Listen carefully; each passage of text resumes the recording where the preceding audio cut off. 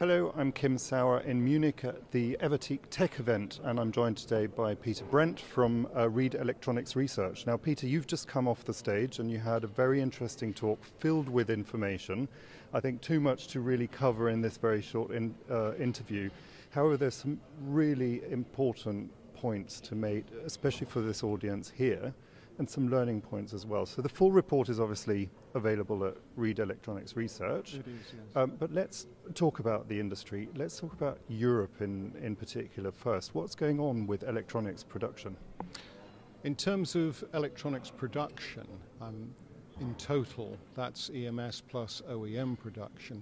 It's growing slowly, put it that way. But really there are some important sectors which are driving growth, like control and instrumentation, like medical and automotive, of course.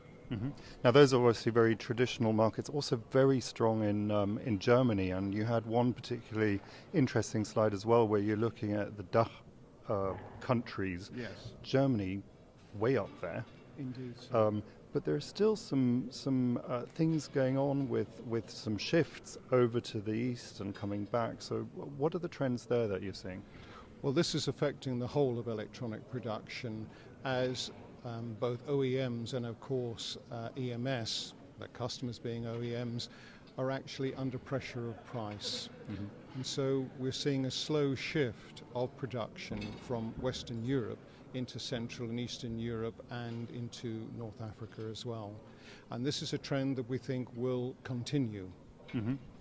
Okay, that's and that do you see a trend worldwide that also there's some production coming back from Asia to these particular geographies? I think there is some production coming back from Asia into Europe.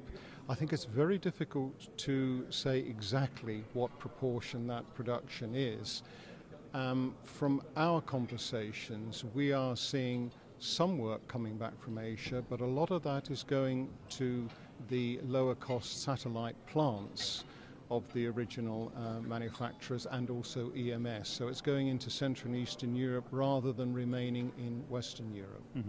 Okay, and overall you mentioned that it's a relatively flat level we're at. We are seeing some growth, but you also mentioned some particular areas of production that are really important for these areas, and one of which was medical, and you certainly highlighted Yes. that as a part of your presentation. So what are the trends that we're seeing there?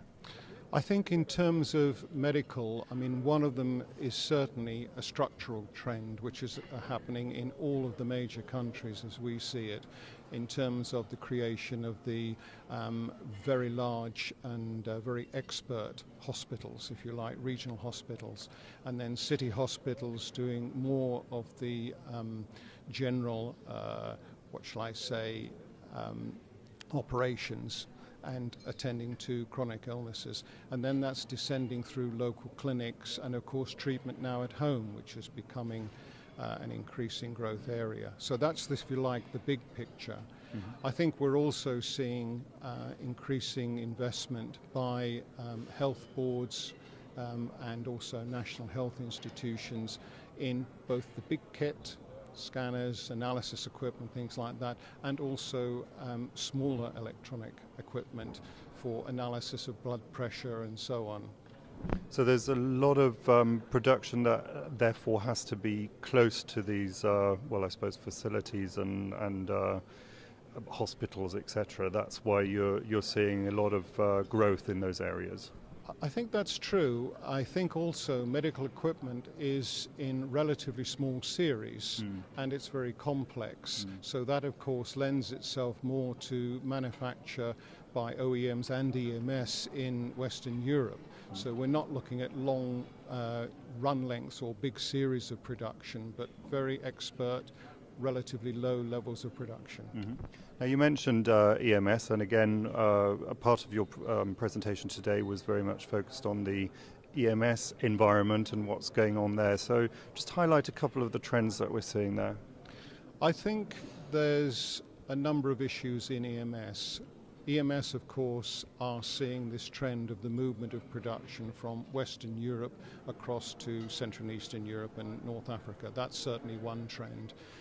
There's an important trend as well, though, at a company level for EMS, where, as we would see it, the companies are able to get arguments over to the EM on the total cost of supply rather than just an issue on price.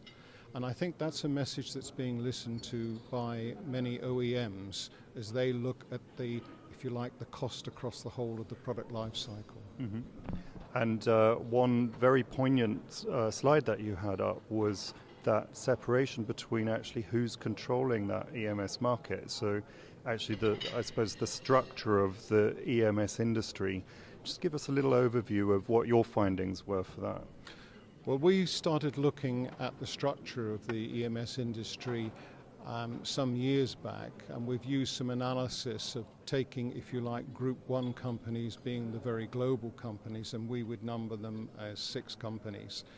And then descending from that in terms of, if you like, multinational companies in Group 2, we say about 19, this is European companies, and then to Group 3, approximately 50 of those, and a very long tail of rather small companies who are, in fact, finding things probably very competitive. And the distribution of the actual turnover is quite important on that slide, and that's probably one that you can find in the report. Exactly so. I mean, we're looking at just over half of the total revenues that we would see in Greater Europe being earned in Europe by the top 6. And that is a very large number indeed. Yeah. Excellent. Well, Peter, thank you very much for your time today. Thank you for participating here at the EVTEC Tech event, and hope to see you very soon. Okay. Pleasure. Thank you.